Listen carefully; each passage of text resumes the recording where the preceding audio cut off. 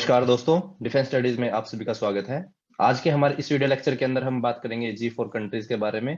तो चलिए स्टार्ट करते हैं। तो G4 कंट्रीज को बताने से पहले मैं आपको ये बता दूं, ये टॉपिक हमारा यूएनएससी से रिलेटेड है, यानी कि यूनाइटेड नेशन सिक्योरिटी काउंसिल्स।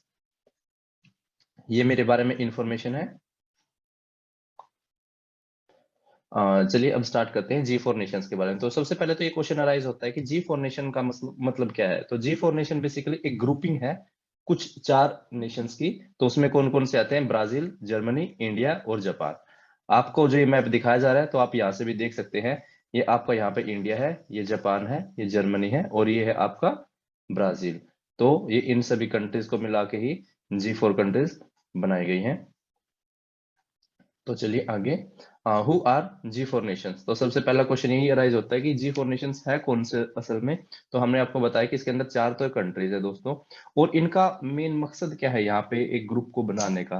तो आप चारों को ही देख सकते हैं, चारों ही डेवलपिंग कंट्रीज हैं ऑलमोस्ट ऑलमोस्ट। और साथ में ही ये क्या करते हैं, ये यूएनएससी के जो यूनाइटेड नेशन सिक्योरिटी काउंसिल है उसके लिए अपनी परमानेंट सीट हासिल करना चाहते हैं। तो ये सभी चाहते हैं कि जैसे कि हमारी P5 कंट्रीज के बारे में आपने सुना होगा, परमानेंट 5 कौन सी कंट्रीज है जिनके पास वीटो पावर है, जैसे कि यूएसए, यूके, चाइना, रशिया और फ्रांस। तो उन सभी के पास वीटो पावर भी है, वो परमानेंट सीट रहते हैं। यूनाइटेड नेशन की सिक्योरिटी काउंसिल की जितनी भी मीटिंग्स होती हैं वो 5 कंट्री प्लस में क्या होता है 10 कंट्री आपकी ये नॉन परमानेंट मेंबर रहती है। तो इनमें से ये अभी नॉन परमानेंट मेंबर इन सभी 5 कंट्री में से कोई ना कोई हमेशा ही रहता है। तो ये सभी बोल रहे हैं कि हमें यूनाइटेड नेशन सिक्योरिटी काउंसिल के अंदर कुछ रिफॉर्म्स करने चाहिए, और उन रिफॉर्म्स के अंदर ये भी होना चाहिए कि जो ये परमानेंट मेंबरशिप है अब ये इसकी नंबर ऑफ सीट्स बढ़ा देनी चाहिए। इनकी डिमांड क्या है? तो डिमांड इनकी यही है, each of these 4 countries have figured out among the elected non permanent members of the council since the United Nations establishment. The economic and political influence has grown significantly in the last decades, reaching scope comparable to the permanent 5। तो आप ये पता कर ही सकते हैं। तो अब इनके बारे में सपोर्ट क्या है, यानी कि इनके फेवर में क्या क्या चीजें चल रही हैं अभी।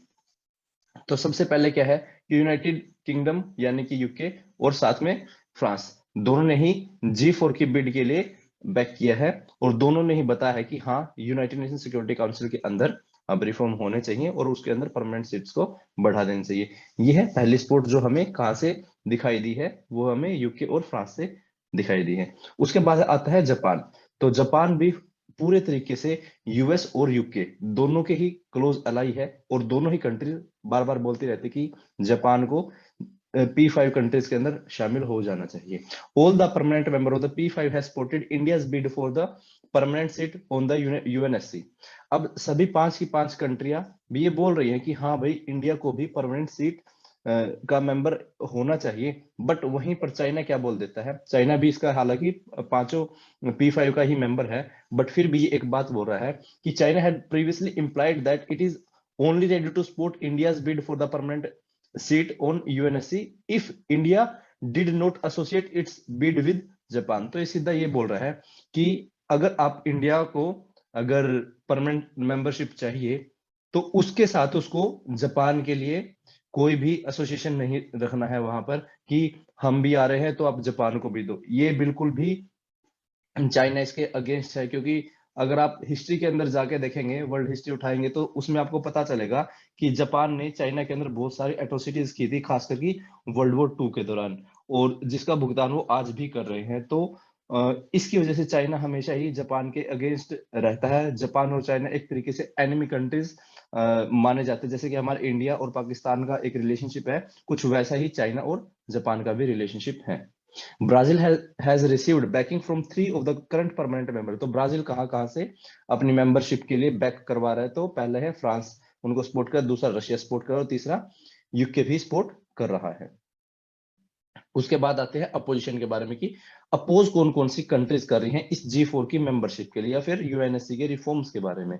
There has been discontent among the permanent member regarding the inclusion of the controversial nations or countries not supported by them। तो सबसे पहले तो कंट्रोवर्शियल के नेशंस को वो सपोर्ट नहीं करना चाहते, तो ये बात है।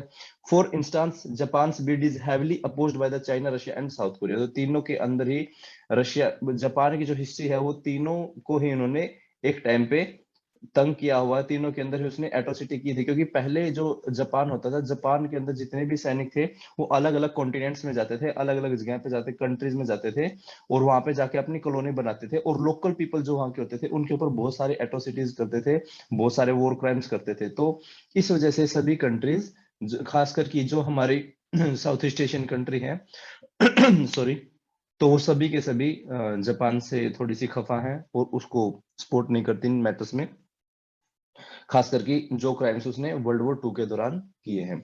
Under the leadership of Italy, countries that strongly oppose the G4 countries, bids have been formed united for the consensus movement or the Kofi Club, composed mainly of the regional power that oppose the rise of some nearby countries to permanent member status। अब देखिए दोस्तों क्या हुआ कि हमारा एक तो G4 country है, G4 कंट्री क्या बोलती है कि आपको यूएनएससी के अंदर रिफॉर्म लाओ, रिफॉर्म लाके हमें भी परमानेंट मेंबर बना दो। बट वहीं पर कुछ कंट्रीज ने अपनी अलग से ग्रुपिंग बना ली है, जिसको लीड कौन कर रहा है, इटली लीड कर रहा है, उसको हम क्या बोलते हैं, कोफी क्लब बोलते हैं, यानी कि कोफी क्लब। तो ये क्लब कुछ ऐसा है कि ये भी कुछ नेशंस की एक ग्रुपिंग है, वो ये बोलते हैं कि G4 जो भी वो कर रही है उन सभी को कैंसिल करो, ये इनकी डिमांड फालतू की है, तो ऐसा नहीं होना चाहिए। ये कौन कह रहे हैं, कॉफी क्लब वाले बोल रहे हैं। व्हाट आर देयर डिमांड्स, तो अब जो G4 कंट्रीज की डिमांड्स एक्चुअल में क्या है, पहले बात तो क्या बोलते हैं कि permanent seat should be given in the council for this country, तो ये बात हमने डिस्कस कर ली है। there is a clear need for an enhanced role of the developing countries and of the major contributor of the United Nations to make the council more legitimate, effective and representative। अब देखिए दोस्तों जो UN के अंदर major contributor है, यानी कि सभी के सभी कंट्रीज इकट्ठा मिलकर ही काम करती हैं, और उसमें से बहुत ज्यादा कंट्री कहाँ से बिलोंग करते हैं, वो डेवलपिंग कंट्रीज हैं। तो ये बात वो बोल रहे हैं G4 कंट्री वाले या फिर G4 नेशंस, ये बात बोल रहे हैं कि अब टाइम आ गया है कि जो डेवलपिंग कंट्री है उनको भी मौका देना चाहिए, उनका भी जो रोल है वो बढ़ा देना चाहिए, ताकि वो अच्छे तरीके से जो यूनाइटेड नेशन का जो आपने एक बहुत बड़ी ऑर्गेनाइजेशन बना रखी है वो इफेक्टिवली वर्क करे, और उसके अंदर सभी को इक्वली रिप्रेजेंटेशन भी मिले। Africa needs to be represented in both the permanent as well as in the non permanent categories to correct the historical injustices against this continent with regard to its under representation. तो हमेशा से ही क्या बात होती है ये कि जो अफ्रीकन कंट्रीज है उनके साथ हमेशा से इनजस्टिस होती है, ये चाहे वो आप 1700s के टाइम से बात कर लीजिए, जब वहां से इंग्लिश पीपल उनको लेके जाते थे और उनसे अपने वहां पे जो लेबर वर्क है वो करवाते थे, या फिर जो ऐसा वर्क है जो कि वो खुद करना पसंद नहीं करते थे, तो सभी का सभी उनसे करवाते थे, और इवन वहां से फोर्स्ड लेबर के तरीके से उनको यूज करते थे, कि वहां से लेके आए उनको खरीद लिया। तो ये सभी चीजें, स्लेवरी का जो सिस्टम था वो अफ्रीकन कंट्रीज के लोगों के ऊपर बहुत ज्यादा थोपा गया था। तो ये माना जाता है कि वहां पर हिस्टोरिकली इनजस्टिस हुई है, और साथ में ही आज के टाइम पे भी यूएन के अंदर और इवन और बहुत सारी बॉडीज है जो वर्ल्ड लेवल पे रिकॉग्नाइज्ड हैं, वहां पर भी इनकी जो मेंबरशिप है वो हमेशा अंडर रिप्रेजेंटेटिव ही रहती है, यानी कि इनके नंबर ऑफ कैंडिडेट्स हमेशा कम ही रहते हैं। तो ये बात बोली गई है कि अफ्रीका को परमानेंट मेंबर के अंदर भी लाओ और नॉन परमानेंट मेंबर के अंदर भी लाओ, यानी ये प्रीफर कर रहे हैं कि भाई कम से कम आप नॉन परमानेंट के अंदर तो लाओ, अगर वहां पे उनकी ठीक ठाक रिप्रेजेंटेशन होती है तो फिर उनको आप परमानेंट मेंबरशिप के अंदर भी लेके आने चाहिए। अब बात करते हैं चौथे पॉइंट की तरफ, need for text based negotiation with in a fix time frame for the UNSC reform. तो अब ये बोल रहे हैं कि भाई लिखित के अंदर सारे नेगोशिएशन कर दो, और वो भी फिक्स टाइमलाइन के अकॉर्डिंग। कहीं ये क्या करते हैं अभी जो वर्ल्ड लेवल पे जो ऑर्गेनाइजेशन है वो बोल देते हैं कि हाँ हम करेंगे, तो करेंगे का मतलब वो क्या है, बहुत सालों तक ऐसे चलता ही रहता है, वो आपको कोई फिक्स टाइमलाइन नहीं बताते। अगर मान लीजिए अभी कोई मीटिंग हो जाती है, अगर वो साफ साफ ये बता दे कि हाँ भाई हम यूएनएससी के अंदर रिफॉर्म करेंगे 2030 तक, तो एक तरीके से सभी देश अपने उसी गोल को अचीव करने के लिए और भी ज्यादा एफर्ट पुट करेंगे, और तरीके से अपने एफिशिएंसी को बढ़ाएंगे, अच्छे से मतलब रिसोर्सेज को यूज करेंगे। बट क्या है, कभी टाइमलाइन दी ही नहीं इन्होंने, तो जब तक टाइमलाइन नहीं देगी तो कोई भी काम पूरा होता हुआ दिखता नहीं है। उसके बाद आप ये देख सकते हैं कि हाँ कितनी बार यूएनएससी के अंदर मतलब most frequently elected UN security council members, तो मतलब अब G4 कंट्रीज के बारे में देख लो, G4 कंट्रीज में कौन कौन से आते हैं। जापान है, जापान अब तक 11 बार नॉन परमानेंट मेंबर बन चुका है, यानी कि जापान का काफी इंटरेस्ट है और उन्होंने अच्छा काम किया है, तभी उसको बार बार यहाँ पे बनाया जा रहा है। वहां पे फिर आप ब्राजील को देख लीजिए, ये भी G4 का मेंबर है। फिर आपका इंडिया आता है 8 मेंबर, तो फिर जर्मनी भी है। तो मतलब हमने काफी अच्छे तरीके से काम किया है, और हम बहुत एलिजिबल नेशन है अब इस टाइम के लिए, कि जो कि यूएनएससी के परमानेंट मेंबरशिप को हासिल कर सके। अब देखिए वो जो 10 नॉन परमानेंट मेंबर है, उनकी जो टर्म्स होती है वो कितने साल की होती है? वो 2 साल की होती है, लेकिन जो परमानेंट मेंबर होते हैं वो लाइफ टाइम के लिए होते हैं। उसके बाद है प्रेजेंट स्ट्रक्चर ऑफ यूएनएससी। तो प्रेजेंट स्ट्रक्चर में हमने अभी अभी बताया कि 5 मेंबर है वहां पे परमानेंट, 10 नॉन परमानेंट है। वहां पे उनकी जो इलेक्टेड कितने साल के लिए होते हैं? 2 साल के लिए इलेक्टेड होते हैं। 5 मेंबर के अंदर हमने आपको बता दिया ये नेशंस थे, और इन सभी के पास भी वीटो पावर है। तो वीटो पावर का मतलब क्या है कि अगर ये किसी भी डिसीजन को सजेस्ट करने में या कोई भी स्टेप उठाने में अगर इनमें से एक भी कंट्री उसके अगेंस्ट चली जाती है, तो वो जो मोशन होगा या फिर रिजोल्यूशन होगा वो कैंसिल कर दिया जाएगा।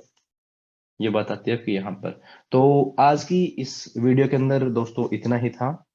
अगर आप पर्सनल गाइडेंस प्रोग्राम के अंदर इनरोल होना चाहते हैं, तो आप हमारे ईमेल को यहाँ पर मैसेज कर सकते हैं, defence studies DEFENSE studies STUDIES007 और अगर आप हमें टेलीग्राम से संपर्क करना चाहते हैं, तो वहां पर आप डेजर्ट स्कॉर्पियन नाम से सर्च कर सकते हैं। तो मतलब हमारा जो चैनल है डिफेंस स्टडीज का टेलीग्राम ग्रुप के अंदर भी, तो वहां पर आप उसको ज्वाइन कर लीजिए, और उस उन सभी के जो लिंक्स है हम यहाँ पर डिस्क्रिप्शन बॉक्स में आपको दे देंगे।